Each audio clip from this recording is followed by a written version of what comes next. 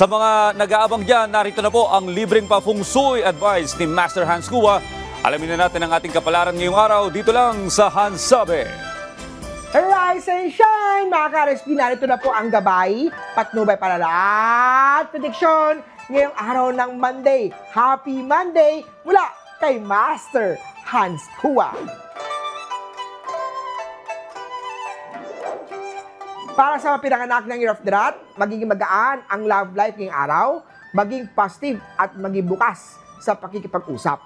Blue at 9 ang swerte kay Year of the Rat. Kay Ox naman tayo, magkakaroon ka ng maraming opportunity dahil sa pakikisama mo.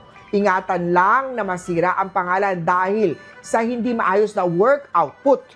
Pink at 6 ang swerte kay Year of the Ox. Kay Tiger naman tayo, hindi lahat na nagsasabi ng totoo.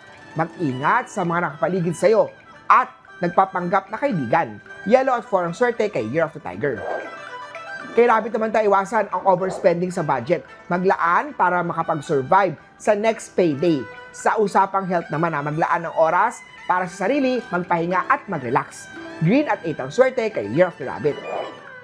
Kay Dragon naman tayo ngayong araw, magiging malapit ka sa isang tao na magpaparamdam ng kilig. Iwasan kung committed ka na. Pero go lang kung single naman.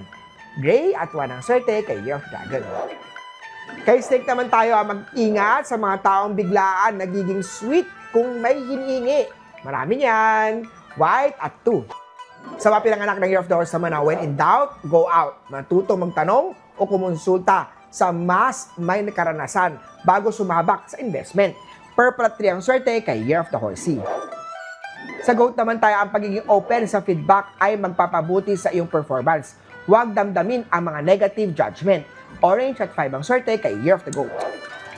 Kay Monkey naman tayo, huwag matakot humingi ng tulong sa mga kasamahan kung kinakailangan. Bigyan pansin ang mga taong laging nandyan para sa'yo. Blue at 9. Kay Rooster naman tayo, hectic ang schedule today. Magplano ng maayos para hindi matambakan ng mga gawain. Pink at 6. Kay Dog naman, may bagong responsibilidad na darating, embrace the challenge. Yellow at 4. Sa mga Year of the Pig naman, mabagal ang takbo ng iyong araw dahil sa bad flow ng energy.